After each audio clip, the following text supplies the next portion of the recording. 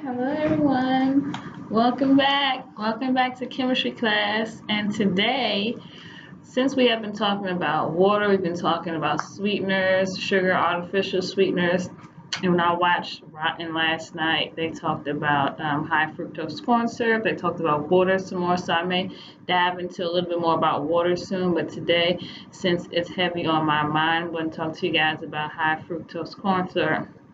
So today's class will not be long, and we're going to go into a little bit more biology than chemistry today. So I got a lot more notes on the board for you guys. I'll also take a picture, so you want to, if you want to make notes or document, or for any other reason you just want to keep it for your personal usage. Here you go. So today we are talking about high fructose corn syrup. What the hell is it? You know, everyone's drinking it. It's in everything you're probably drinking, as far as your sodas, your processed foods, your ketchups, your jellies, your baked goods.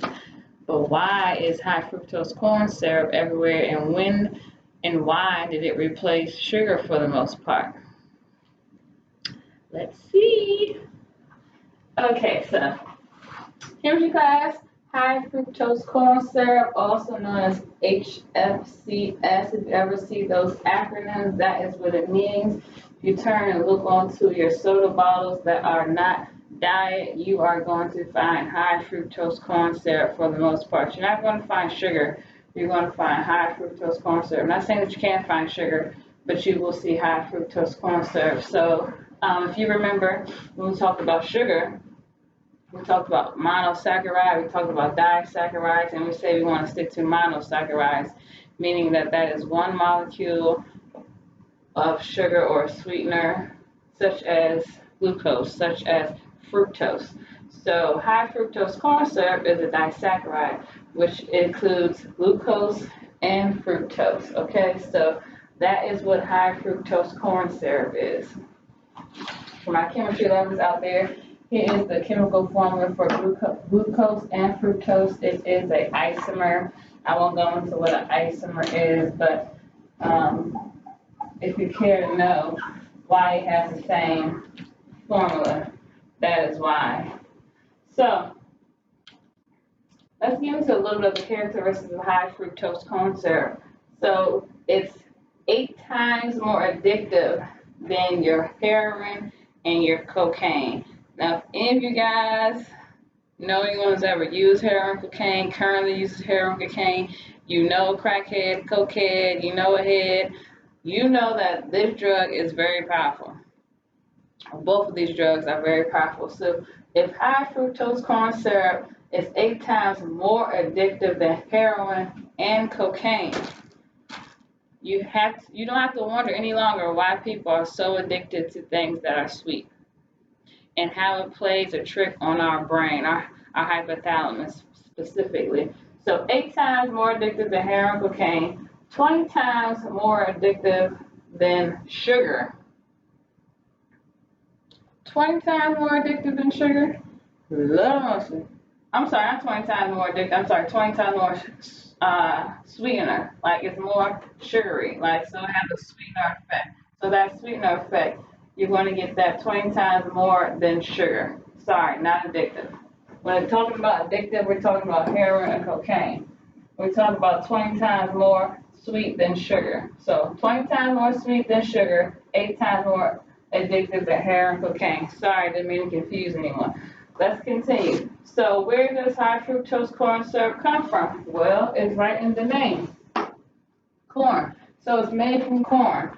Corn is our #1 subsidized government commodity. So when we say subsidized, that means that the government basically is going to give agriculture, agribusinesses an incentive, or the farmers an incentive to grow these crops.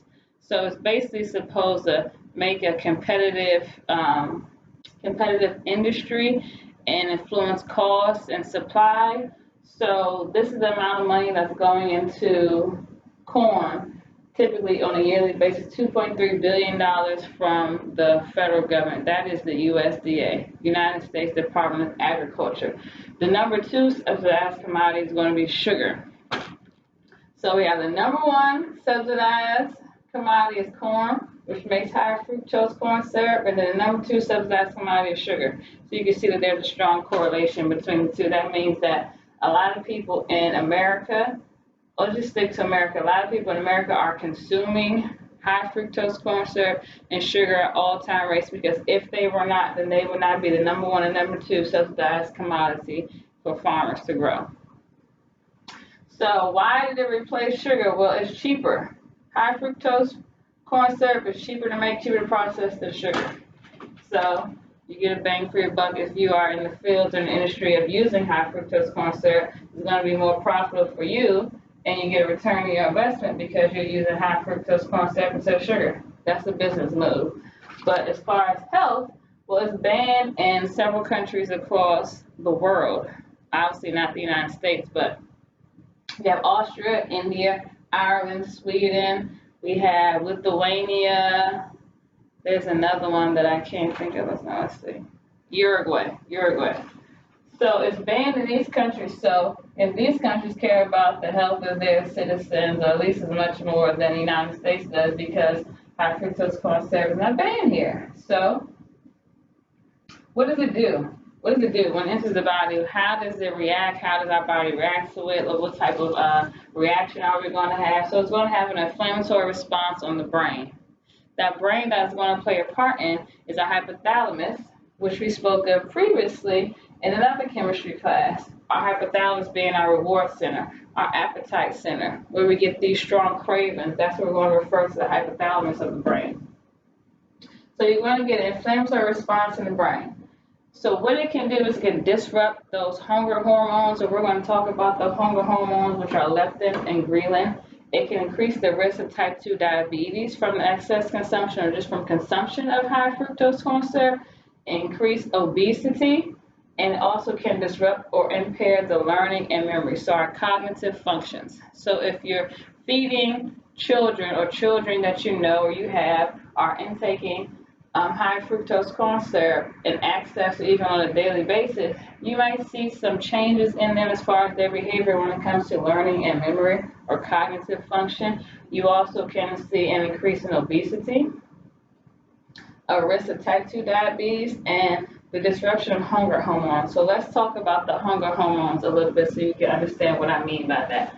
So the hunger hormones that react with the hypothalamus are going to be leptin and ghrelin.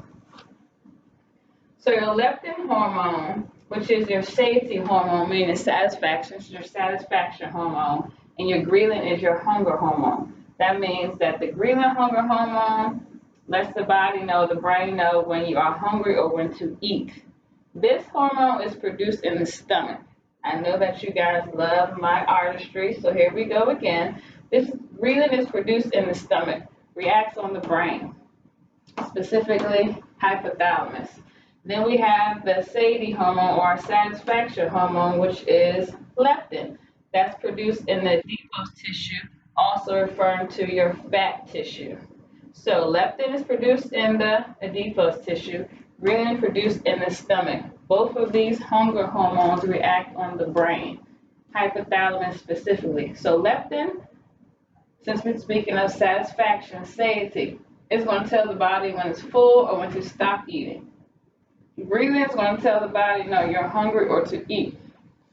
So a person is consuming high amounts of high fructose corn syrup and access, or not even an access, that is going to trick the brain to believe that I'm hungry. So to keep eating. Those cravings are going to increase, and those cravings are where we get the addictive type of stimulatory behavior or those responses. So you feel like I'm still hungry, I still want to eat. So why high fructose corn syrup is tricking and playing mind tricks on your brain, a mind playing tricks on you, high fructose corn syrup is playing tricks on your brain. Okay, so the hypothalamus is going to be affected. Remember, your reward center, your appetite center is where the leptin and the ghrelin is going to have a big response on telling your brain that you're stimulated by having this, telling your brain that because of that stimulation, I crave more. Because of those cravings, it furthers more into addiction or addictive behavior as far as wanting more high fructose corn syrup. So we want to make sure that, again, like I've been telling you guys, you want to eat natural sweeteners or consume natural sweeteners. I just showed you that high fructose corn syrup is not a natural sweetener. Even though it does come from corn, corn is actually genetically modified for the most part when it's grown. Also is a hybrid vegetable. I believe the parent vegetable is Tosenta. I think that's how you pronounce it, which you can find in Mexico and other areas. But yes, so corn is not it's a hybridized vegetable, also very genetically modified. Number one subsidized commodity for the federal government by the USDA. Number two being sugar, sucrose, or table sugar. And remember, this stuff is banned in certain countries. So if it's banned in certain countries, why is it not banned here? I just gave you all the health information that you need to make a decision about why you should not be intaking high fructose corn syrup, why you definitely should not be giving it to your kids because it's going to disrupt or impair their learning and memory abilities, cognitive functions. So you want to make sure that when you want something sweet, you want to have that fulfillment, that satiation, that satisfaction from getting something that is sweet. Don't forget that you can turn to fruits. Fruits give you fructose. You can get sweetener from that. If you want to actually use a sweetener, you can use agave that comes from the cactus resin. You can also use date syrup or date sugar that come from dates.